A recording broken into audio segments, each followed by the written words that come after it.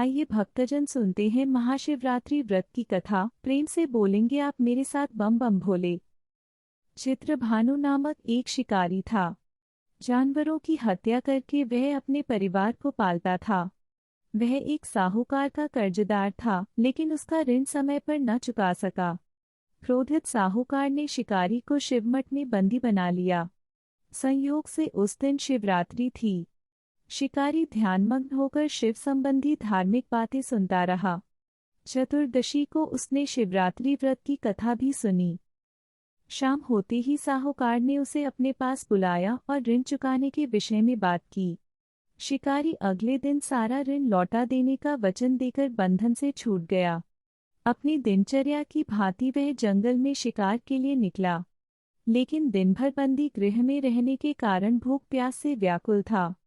शिकार खोजता हुआ वह बहुत दूर निकल गया। जब अंधकार हो गया तो उसने विचार किया कि रात जंगल में ही बितानी पड़ेगी। वह वन एक तालाब के किनारे एक बेल के पेड़ पर चढ़कर रात बीतने का इंतजार करने लगा। बिल्व वृक्ष के नीचे शिवलिंग था जो बिल्व पत्रों से ढका हुआ था। शिकारी को उसका पता न चला। पड़ाव बनाते समय उसने जो टहनियां तोड़ी वे संयोग से शिवलिंग पर गिरती चली गई। इस प्रकार दिन भर भूखे प्यासे शिकारी का व्रत भी हो गया और शिवलिंग पर बिल्वपत्र भी चढ़ गए। एक पहर रात्रि बीत जाने पर एक गर्भिणी हिरनी तालाब पर पानी पीने पहुंची। शिकारी ने धनुष पर तीर चढ़ाकर ज्यों ही प्रत्यंचा खींची, हिरनी बोली, मैं गर्भिणी हूँ, शीघ्र ही प्रसव करूंगी। तुम एक साथ दो जीवों की हत्या करोगे, जो ठीक नहीं है। मैं बच्चे को जन्म देकर शीघ्र ही तुम्हारे समक्ष प्रस्तुत हो जाऊंगी, तब मार लेना। शिकारी ने प्रत्यंचा ढीली कर दी और हिरनी जंगली झाड़ियों में लुप्त हो गई। प्रत्यंचा चढ़ाने तथा ढीली करने के वक्त कुछ बिल्वपत्र अनायास ही टूटकर शिवलिंग पर गिर गए। इस प्रकार उससे अनजाने में ही प्रथम प्रहर का पूजन भी संपन्न हो गया। कुछ ही देर बाद एक और हिरनी उधर से निकली। शिकारी की प्रसन्नता का ठिकाना न रहा। समीप आने पर उसने धनुष पर बाण चढ़ाया। तब उसे देख हिरनी ने विनम्रतापूर्वक निवेदन किया, है शिकारी, मैं थोड़ी देर पहले ऋतु से निवृत्त हुई हूँ। कामातुर विरहिणी हूँ। अपने प्रिय की खोज में भटक रही हूँ। मैं अपने पति से मिलकर शीघ्र ही तुम्हारे पास आ जाऊंगी। शिकारी ने उसे भी जाने दिया। 2 बार शिकार को खोकर उसका माथा ठनका। वह चिंता में पड़ गया। रात्रि का आखिरी पहर बीत रहा था। इस बार भी धनुष से लगकर कुछ बेलपत्र शिवलिंग पर जा गिरे तथा दूसरे प्रहर की पूजन भी संपन्न हो गई। तभी एक अन्य हिरनी अपने बच्चों के साथ उधर से निकली। शिकारी के लिए यह स्वर्णिम अवसर था। उसने धनुष पर तीर चढ़ाने में देर नहीं लगाई। वह तीर छोड़ने ही वाला था कि हिरनी बोली, है शिकारी, मैं इन बच्चों को इनके पिता के हवाले करके लौट आऊंगी। इस समय मुझे मत मारो। शिकारी हंसा और बोला, सामने आए शिकार को छोड़ दूं, मैं ऐसा मूर्ख नहीं। इससे पहले मैं 2 बार अपना शिकार खो चुका हूँ। मेरे बच्चे भूख प्यास से व्यग्र हो रहे होंगे। उत्तर में हिरनी ने फिर कहा, जैसे तुम्हें अपने बच्चों की ममता सता रही है, ठीक वैसे ही मुझे भी।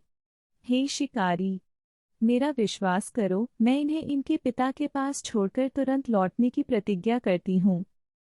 हिरनी का दुख भरा स्वर सुनकर शिकारी को उस पर दया आ गई। उसने उस मृगी को भी जाने दिया। शिकार के अभाव में तथा भूख प्यास से व्याकुल शिकारी अनजाने में ही बेल वृक्ष पर बैठा बेलपत्र तोड़ तोड़कर नीचे फेंकता जा रहा था। पौ फटने को हुई तो एक हष्ट पुष्ट मृग उसी रास्ते पर आया। शिकारी ने सोच लिया कि इसका शिकार वह अवश्य करेगा।